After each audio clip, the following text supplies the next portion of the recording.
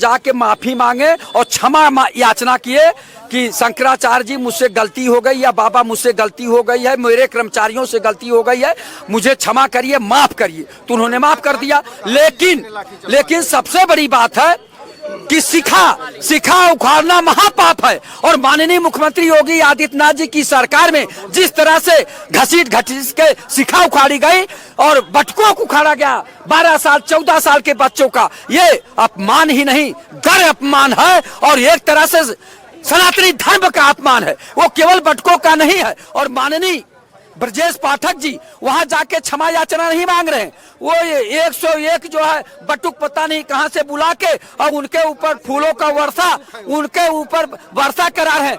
मार खाए रमेश, दवा लगा रहे हैं सुरेश को, मुकेश को लगा रहे हैं। अरे ये नौटंकी और दिखावा बंद करिए आदरणीय ब्रजेश पाठक जी। जब आदरणीय शंकराचार्य अभिमुक्तेश्वरानंद और उनके बटुकों पर लाठी चार्ज और घसीट के मारा जा रहा था, तब आपको बोलना चाहिए था कि ये गलत हो रहा है।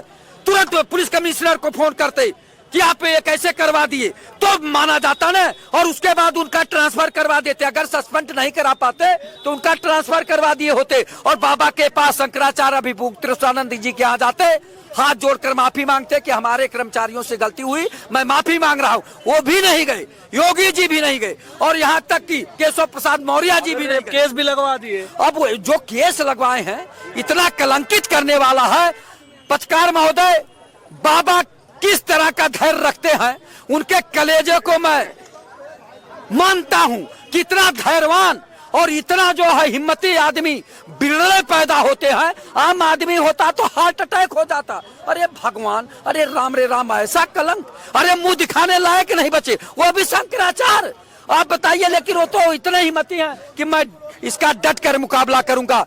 जब साच को आंच नहीं, उन्होंने कहा साच को आंच नहीं, सत्य परेशान हो सकता है, पराजित नहीं। तो अब कोर्ट भी देखेगा कि क्या है, ये प्रायोजित कार्यक्रम है। लेकिन इतना निचले स्तर तक नहीं माननीय योगी आदित्यनाथ जी के पुलिस को जाना चाहिए था, और न राम भद्राचार्य या उनके शिष्य को जो इस तरह का षड्यंत्र किया है, इस तरह के इतने निचले स्तर पे नहीं जाना चाहिए। अरे एक आध डंडा मार दीजिए, एक आध थप्पड़ मार दीजिए, लेकिन ऐसा अपमान नहीं करना चाहिए। भाई साहब को नहीं मालूम है, अभी तक जितने साधु संत महात्मा जेल गए थे वो सब दलित पिछड़े गए थे, भूल गए हैं।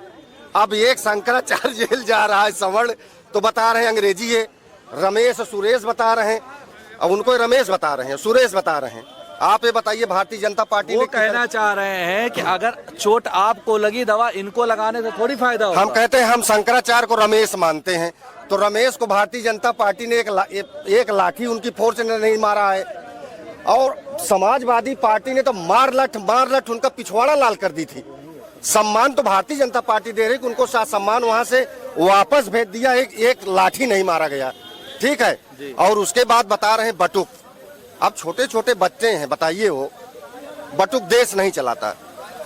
किसानों को पैसा बटुक के माध्यम से नहीं जाता, सरकार के माध्यम से जाता है। गरीबों को पैसा बटुक के माध्यम से नहीं जाता है, सरकार के माध्यम से जाता है। सम्मान सुरक्षा अधिकार बटुक के माध्यम से नहीं, वो सरकार के माध्यम से जाता है।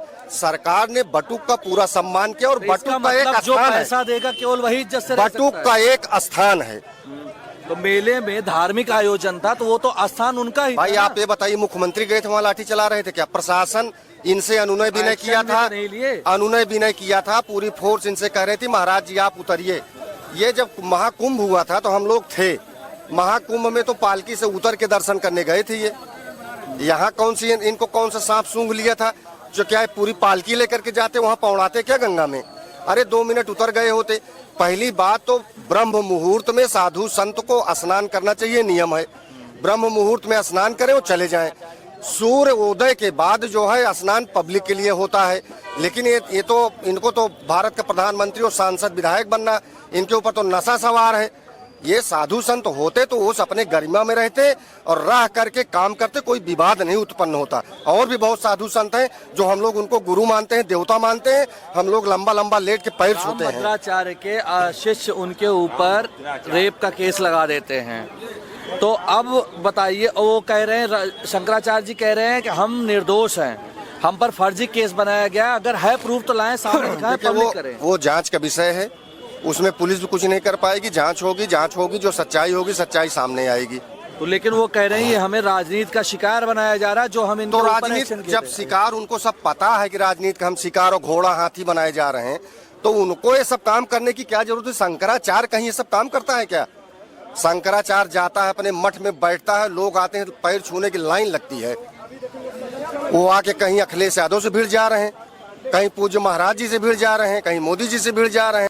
लोग गए हैं, देखिए जब धरातल पे आएगा उसमें किस तरह का जो प्रभाव पड़ता है। अगर गलत प्रभाव पड़ता है तो तुरंत उस कानून को बदल दीजिए।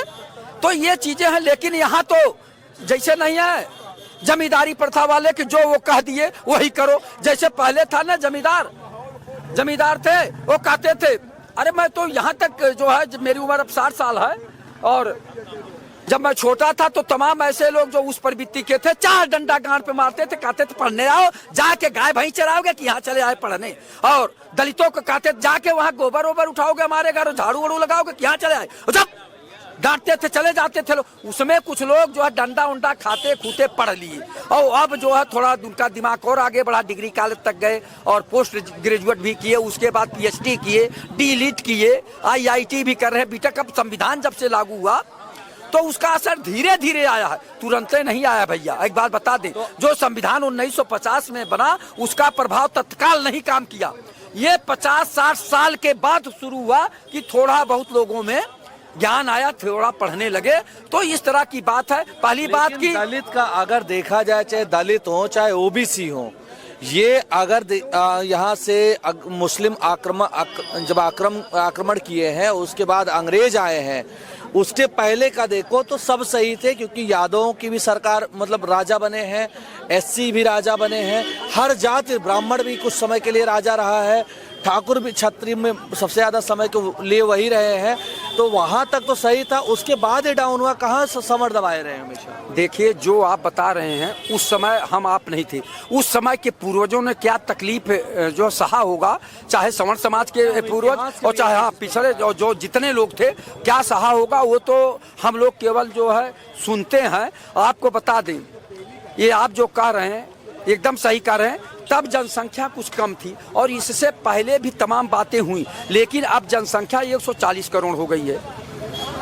पिछड़ा दलित में भी पढ़े लिखे हो गए हैं, सवर्ण समाज में पढ़े लिखे लोग हैं। बस केवल सोच बदलनी है, समानता का अधिकार, यानी सबको सम्मान। अखिलेश जी इस पर कोई भी अपना व्यू अभी तक क्लियर क्यों नहीं कर रहे हैं UGC पर? देखिए अखिलेश जी राजनीतिक व्यक्ति हैं, जो सामाजिक व्यक्ति होगा, जो राजनीति कर रहा है वो तो अपने राजनीतिक नफा नुकसान से देखता है, और जो सामाजिक व्यक्ति होता है वो समाज के हित की बात करता है। अखिलेश जी जो नहीं बोल रहे हैं या क्यों नहीं बोल रहे हैं, वो अखिलेश जी से पूछिए। शंकराचार्य वाले मुद्दे पर तो हर प्रेस कॉन्फ्रेंस में बोल देते हैं, UGC पर क्वेश्चन ही नहीं उठा रहे, ना भाजपा उठा रही ना सपा उठा रही। अखिलेश जी ने बोला है, आप ध्यान नहीं दिए होंगे, अखिलेश जी ने कहा कि कोई दोषी बचे न और किसी निर्दोष को फंसाया न जाए। कितनी बड़ी बात कह दी है कि किसी भी निर्दोष को, चाहे सवर्ण में कोई निर्दोष व्यक्ति है, उसे फर्जी न फंसाया जाए, उसे प्रताड़ित न किया जाए, और जो दोषी हो उसे बख्शा न जाए। अगर बैकवर्ड और दलित में भी दोषी है तो उन्हें भी न बख्शा जाए।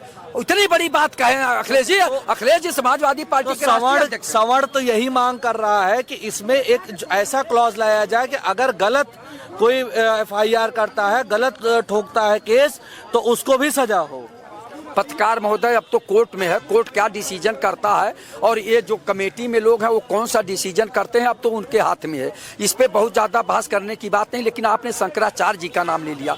शंकराचार्य जी ने केवल माननीय मुख्यमंत्री योगी आदित्यनाथ जी से इतना पूछा था कि आप गोरक्षक पीठ के पीठाधीश्वर हैं, माननीय मुख्यमंत्री योगी आदित्यनाथ जी, कैसे उत्तर प्रदेश में गाय काटी जा रही है और गाय के मांस का जो है विदेशों में सप्लाई हो रहा है, एक सवाल उन्होंने पूछा। माननीय योगी आदित्यनाथ जी को गुस्सा आ गया, इतना आक्रोश आ गया, जबकि योगी संत महंत होते हैं, उनको गुस्सा नहीं आना चाहिए।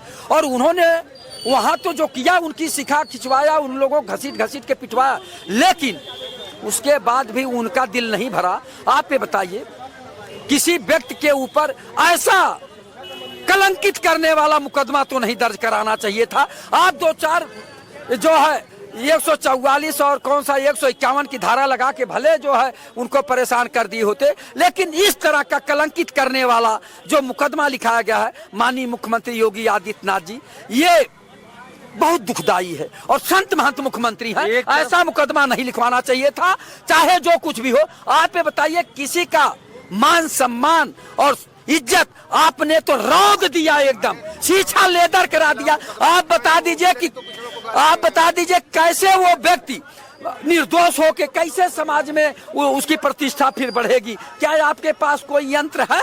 जिस तरह से टीवी चैनलों पर चल रहा, अखबारों में छप रहा है, उस आदमी का तो सब कुछ खत्म हो गया, वो उसका सम्मान एकदम समाप्त हो गया। एक शंकराचार्य को आज ये मारे नहीं नहाने दिए, इसके पहले अखिलेश उन्हीं पर लाठीचार्ज किए हैं, और इधर जो है बटुकों के सम्मान में ब्रजेश पाठक उनके बटुकों का सम्मान करते हैं अपने घर ला करके, तो किसको हम अच्छा समझे? देखिए, आदरणीय अखिलेश यादव जी के समय में सही है कि लाठीचार्ज हुआ था, तब मुझे जहां तक जानकारी है तब वो शंकराचार्य नहीं थे, आपको बता दें। और उसके बाद